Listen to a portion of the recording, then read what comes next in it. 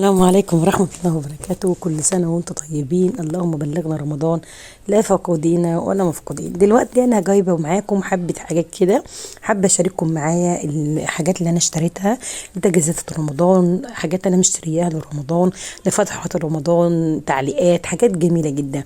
هنبدأ معاكم كده بالاستيكرات بتاعتنا.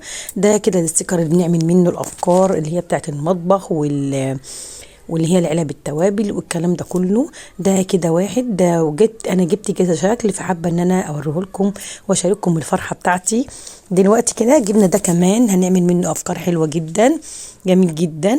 وكمان جبت واحد تاني نفس اللون كده، بس يديني ان هو الطوب الحارق اللي هو الحجري شويه ده، يدي شكل الحيطان وكده. ليه شكله هيبقى جميل جدا. هنلف بس ده كده على البقرة عشان تشوفي لما بيتطبق بيتكسر معايا. فانا طبعا جبت الرول بتاعنا وهنبدأ نلفه كده، وبعد كده هنجيب التاني وهوريه لكم. هنلفهم كده كلهم كده على ده علشان ما يبص، لان يمكن لما تكوميه هيتكسر ومش هيديك الشكل الحلو اللي انت عايزاه. هنبدأ نمسكهم كده التلاتة ونبدأ نحطهم ونلفهم فوق بعضيهم مع بعض. احنا كده هنحتاجهم كمان يعني في افكار تانية، في حاجات حلوة كده، والبقى منهم مش هنخسره، هنبدأ نخليهم لرمضان القادم نغير ونجهز بيه حاجات تانية. هنوريكم بقى اللون اللي هو اللي انا قلت لكم عليه، اللي هو يديني لون الخشب اهو. بصوا شكله حلو جدا، جميل قوي. ده برضو بنقدر نعمل منه حاجات حلوة. تقدري تحطيه في قلب المطبخ، على الحيطان، على الحاجات دي كلها. حطيه على الرخامة، حلوة قوي. تقدري تجيبي مثلا حاجة كده برضو تعمليها زي اللي هي القطاعة، تغيري شكلها وتعملي منها أفكار. لفه كده زي التانيين برضو عشان ما يتطبقش معانا. هو لما يبقى ملفوف كده استحالة يحصل له اي حاجة، ولا يتكسر ولا يتقطع ولا اي حاجة. الرول ده حلو جدا، واللي يخلصه وما يرموهوش هنقدر نعمل منه افكار كتير. نمسك بقى اللي هو بصي الكفر الجلدي ده، انا جايبه اتنين، هجيب لكم واحد تاني هوريه لكم اهو. بصوا ده بقى مرسوم عليه شخصيات. ده كده انا كنت عامله منه افكار هوريها لكم. ده كده مرسوم عليه سموره وبكار، تقدروا منه تعملوا منه افكار كتير، فانا حبيت اوريه لكم. ده حلو جدا. هوريكم بقى التاني ده عباره عن مفرش انا مشترياه كده جاهز، حلو قوي. مديني الشكلين، اللون ده وفي لون تاني، وهو جميل جدا. ده تقدري تحطيه فوق الترابيزه وانت بتاكلي في رمضان كده، وتعينيه على طول وتبداي تغسليه، جميل جدا لانه من الجلد. شكله حلو قوي. ده الشكل التاني بتاعه، جميل جدا. انا حبيت اشارككم معايا الفرحه اللي انا اشتريت بيها حاجات كتيره قوي في رمضان ده. انا طبعا كنت مشتريه في رمضان اللي فات، بس ما كنت شاركتكم فيها، فقلت اشارككم في الافكار اللي احنا في المشتريات اللي احنا جبناها. كده خلاص احنا نعين بقى لهم المفرشين الجلد. هنوريكم بقى الحاجات التانية، حاجات حلوه قوي. هنبدا بقى بالكوشن ده. الكوشن ده جميل جدا يا بنات، والله لونه حلو قوي، لونه كحلي ومرسوم كده على مدفع رمضان، والطاقيه دي جميله قوي. بصي جبت منه لونين، اللون ده واللون ده، محطهم كده على الركنه، جمال قوي وحلوين، ومكتوب على رمضان كريم. طبعا الصوره ملخبطه الاسم فمش باينه معانا كده. انا جبت شكلين حلوين قوي. بص هوريكم كمان الظهريه بتاعته. الظهريه بتاعته قماشتها حلوه قوي وتستحمل، وانت برضو لو حابه تغيريها غيريها يعني. هو القماش بتاعه من الدك، بصوا من الدك الخفيف، واللي من بره من الدك اللي هو اللي احنا كنا اتكلمنا عنه قبل كده. انا خرجتها لكم اهو، وحبيت اوريكم الخامه اللي جوه مش وحشه، الخامه بتاعته حلوه جدا. طبعا انا اشتريت الحاجات ديت وانا بعمل الجولات وكده، كنت لما بلاقي حاجه عجباني بروح جايباها، ما جبتهمش كلهم في وقت واحد. كل مرة كنت بجيب حاجة بتعجبني كنت بجيبها. بصي شكلهم حلو قوي. وهوريكي كمان اللي هو ده، بصوا لونه كمان كحلي وقماشته حلوة قوي. كده خلاص احنا خلصنا الاتنين دول. هنوريكم بقى التانيين. بصوا الشكل الجميل، حلو قوي، تحفة تحفة تحفة. عليه بكار، بصوا جميل جدا وشكله جميل ومرسوم عليه الهلال. بصوا والظهرية بتاعت الستان ده حلو قوي برضو، عجبني. قلنا نجرب برضو الخامة ديت، حلوة قوي، جميل جدا. جبت منه يعني شكلين، بس اوريكم بقى ده بقى بصوا، ده اللي على طول بقى، ده تحطيه في رمضان، في غير رمضان، تقدري تحطيه في اي وقت انت حباه. الشكل بتاعه ما بيديش رمضان بس، بيديكي في الايام العاديه برضو شكله حلو قوي.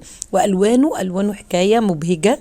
بصوا الوانه لونه جميل جدا، التركوازي ده الوانه حلوه قوي. بصوا زهره اللوتس جميله قوي فيه. وهوريكم بقى كمان الظهريه بتاعته. حابه اوريكم الظهريه لان في ناس كتير بتقولوا دي الظهريه بتاعته بتبقى من القماشه اللي هي مش حلوه، اللي بتفزر. بالعكس بصوا قماشته حلوه جدا وجميله خالص وماشيه معاه، يعني حلوه قوي. وفي هنا السوسته بتاعته اللي هي الجانبيه، التانيين السوسته في النص. بصوا هوريها لكم، هي حلوه قوي والله، يعني قماشتهم جميله جدا يا بنات. بصوا حلوين جدا، والتلبسه بس من جوه ناعمه قوي وقماشته جميله جدا. ده كمان معانا اللون التاني، هندخل ده كده ونوريه لكم.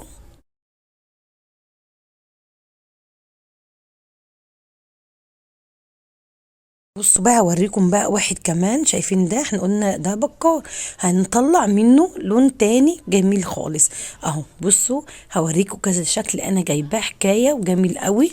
بصوا اللي هي عليه المأذنة ديت وعليها مكتوب عليه. انا حبيت اجيب نوعين بحيث ان النوعين يبقوا يعني اجيب كل نوعين شكل واحد مختلفين، بحيث ان انا ما احطهم يديني بقى الجو الرمضاني الجميل اللي انتوا حابينه. بصوا جميل قوي، دوم كده مع بعض كده، يعتبر دوم انا اشتريتهم مع بعض. وده طبعا انتوا عارفينه، ده اللي هو انا اشتريته التاني زيه بالظبط كده. هنبدأ بقى نعين دول ونوريكم بقى ايه في واحد تاني بقى جميل قوي، مرسوم عليه الهلال. بصوا جميل قوي. ده بصراحة انا ما كنتش هجيب واحد تالت، بس كانت معايا واحدة وكده بتشتري زي، قالت لي اللون ده حلو قوي لما تبدأي تحطوهم 3 مع بعض، شكله جميل قوي، تسلم ايديها. وكده يبقى احنا خلصنا المشتريات بتاعه الكوشونات. بصوا شكلهم حلو قوي وشكلهم جميل، انا فرحانه بالحاجات بتاعتي يا جماعه. بصوا بقى ديت بقى عشان الاستاذ ياسين يعني عايز بقى يطبل وكده. بصوا هي جواها لنده، تعمليها كده تقعدي تخبطي فيها كده هتبان النور. انا بحاول اجيب لكم اللنده لو خدتوا بالكم. يعني قال لي ما تهزيها كده. بصوا فيها نور ان هو يفرح بيها حتى لو ما طبلش، في نور من جواها كده جميله جدا. بصوا انا كنت جايباها برضو ديت حلوه قوي، وكانت من ضمن المشتريات بتاعتي برضو، كانت عجباني واشتريتها. قلت افرح بقى الاستاذ ياسين بقى كده يعمل فيها مسحراتي بالليل كده واحنا قاعدين. بصوا انا بحاول اوريكم النور بتاعها، بس يعني اللي شافها بقى يقول لي ان هو شافها. جميلة جدا، ومعاها عصاية كمان هو يقدر ان هو يطبل بيها، وحابب يطبل بيها كده يبدأ يطبل بيها.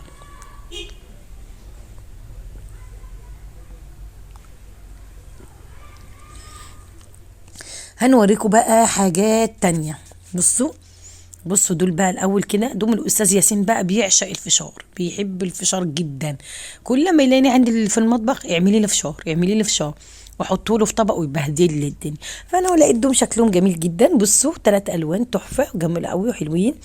فقلت نجيب 3 كده واحنا قاعدين بقى كده، نقعد بقى نمزمز فيهم انا والاستاذ ياسين والاستاذ احمد واسلام. نبدا بقى نحطهم كده ونقعد نمزمز فيهم احنا كده واحنا قاعدين. حلوين قوي. بس بصراحة أنا جايباهم عشان الأستاذ ياسين، يعني مش عشان حد تاني، عشان هو بيحب الفشار. فقلنا نغير له بقى كده ونجيب له الكوبايات ديت أو الأطباق ديت ونحط له فيهم الفشار. دول بقى فكرة حلوة قوي. دول بقى نعمل منهم افكار. لو انت عندك مثلا فانوس وحبه دقيق، تبداي تحطي في قلبيه اللي انت شايفينه دمت. بصوا اللمبات شكلها حلو قوي ومديها جو رمضاني جميل قوي. انا جايبه واحده بيضه وواحده صفراء وواحده خضراء. لو احنا عاملين افكار كده وعملنا فانوس، هنبدا نحط جواها حابه تحطيها كده جوا كوبايه تكون شفافه، يديكي جميل قوي. تبداي تظبطيها تديكي حاجه حلوه قوي. بص بصراحه هم عجبوني، فقلت هنجيبهم وان شاء الله هنلاقي لهم فكره وهنحطهم فيها زي ما بنشوف كده افكار كتير هنبدا نعملها عليهم. هنعملهم كده زي ما انتم شايفين، هم حلوين جدا. ممكن تحطيهم زي ما انا قلت لك كده وتعملي فانوس تحطيهم في اي حاجه. انا عندي فوانيس كده خرز ممكن احطه جواها واشغله هيديني شكل حلو قوي. انا برضو متعلمه الخرز وكده، وكنت عامله منه فانوس وعامله منه شمعدان وكده. بس طبعا الخرز ده تقيل جدا ومش اي حد ان هو يبدا ان هو يعمله. ده كده خلاص احنا وريناكم دولت، هنوريكم بقى حاجه حلوه قوي. انا ليا مزاج ان انا اوريها لكم، جميله جدا وكانت عجباني جدا. اول حاجه دلوقتي بس نوريكم الفرع بتاعنا. الفرع بتاعنا ده حلو قوي. بصوا هو الفرع بتاعنا ده هلال ونجمه. انا كنت جايبه كذا فرع بس مش لاقيهم انا حاططهم فين، عشان قلت لكم انا جايبه الحاجات ديت. يعني كل مره في جبت حاجه، كل مره اجيب حاجه، مش فاكره هم فين. فدلوقتي انا هوريكم بقى. بصوا شكله حلو قوي وجميل جدا. بصوا الاضاءه بتاعته جميله جدا، بس ده بقى من النوع اللي ما بيغيرش، يعني ده نوع لون واحد ما بيديكي بس كده. التاني بقى في قلبيتي تفضلي تعملي كده، غير كل الالوان، ينور ويطفي ينور ويطفي. انا حابه اوريكم كده يكون باين، يا رب يكون باين قدامكم. دي فروع حلوه قوي، انا جايبه منه برضو شكلين بس بصراحه مش لاقيه. كده انا اوريكم الفرع بتاعهم، شكله حلو قوي. انا جايبه فضي. هنوريكم بقى الحلوه ديت، انا عجبني قوي بصراحه. وده تقدري ان انت تنفذيه في البيت على فكره. مش شرط ان انت تجيبيه جاهز، لا ده تفصيل، يعني شغله سهل جدا، بس اللي حابب يفكر ويعمل ماشي. هنوريهولكوا دلوقتي، بس انا حابه اوريكم حاجات تانية الاول بعد ما اوريكم ده. بصوا كده هنعين الفانوس من قلب الكيس،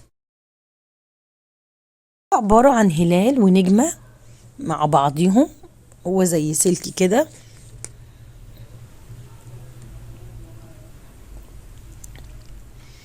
هما بيتباعوا كده، تقدري ان انت تجيبيهم كمان وانت اللي تشكليهم. بس انا اشتريته هو ملفوف كده ونفس الموضوع كده وفي قلب الكيس. حلو قوي وجميل جدا. وبينور حلو، يعني عجبني بصراحة، فكرته حلوة. يعني انت تقدري تعملي المشروع ده عندك، تقدري ان انت تجيبي الهلال والنجمة ده كده من عند الناس بتوع اللي هم اللي بيعملوا الفوانيس والحاجات ديت حديد، وتاخديه وانت تعملي الشكل اللي انت شايفاه ده. فكرة حلوة قوي. وتبدأي تحطي اللي هو فرع النور ده. بصوا جميل قوي، يا رب يكون باين منور اهو.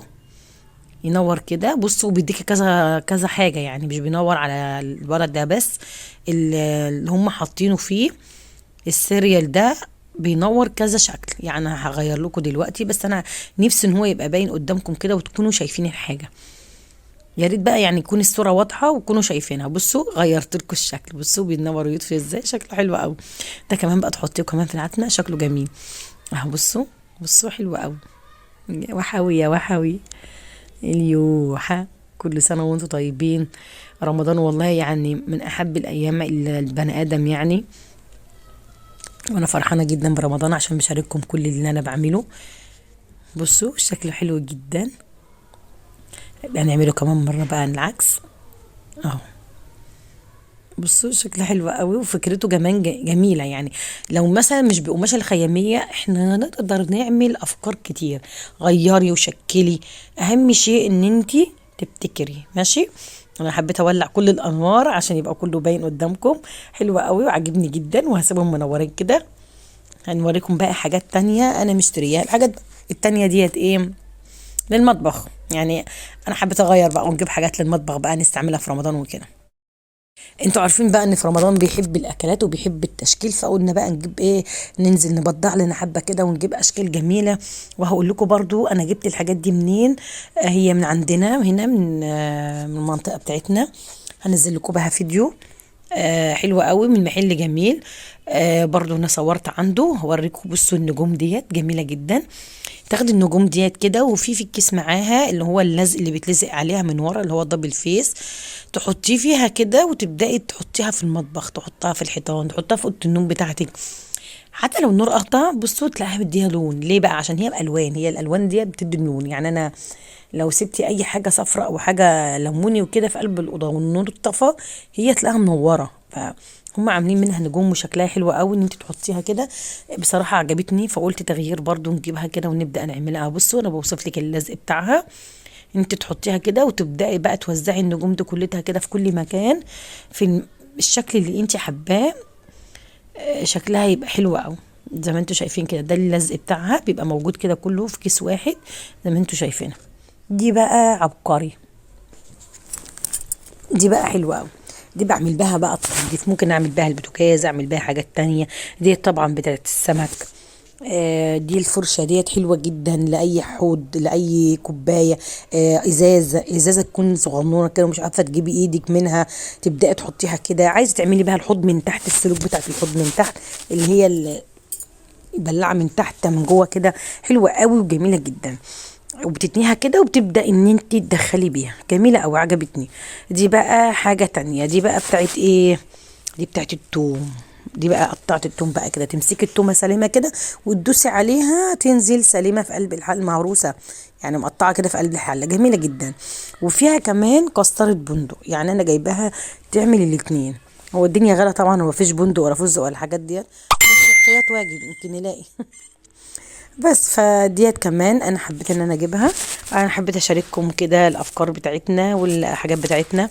يا رب يكون عجبكم، وما تنسوناش باللايك واشتراك للقناه، عشان ان دعمكم والله هو ده اللي بيشجعنا. بصوا دي كمان بقى انا جبتها للاستاذ اسلام علشان القهوه، كل ما يجي يعمل قهوه ويكون بيذاكر يعين دي من دي ويغلبني جدا، فقلت اجيب له ديت، لقيتها جميله جدا برضو للبوتاجاز. يا رب تكون مشترياتنا عجبتكم، وما تنسوناش بدعوه حلوه في رمضان الكريم. اللهم بلغنا رمضان لا فقدين ولا مفقودين. يا رب الحاجات بتاعتنا دي عجبكم. بصوا انا بحب افردها كده، نفسي كده تتفرجوا عليها تفرحوا زي ما انا فرحانه ان انا جبت الحاجات دي بصراحه. يعني انا لما جبت في رمضان اللي فات ما كنتش عملت بيها فيديو، وزعلت جدا ان انا ما وريتكمش الحاجات اللي انا كنت جايباها، فقلت اما اشارككم بيها. طبعا انا ما جبتهاش كلها مره واحده، بس على قد البني ادم ما بيكون معاه وربنا بيكرمه بيجيب الحاجات. يا رب تكون الفكره بتاعتنا عجبتكم، وما تنسناش باللايك. والسلام عليكم ورحمه الله وبركاته.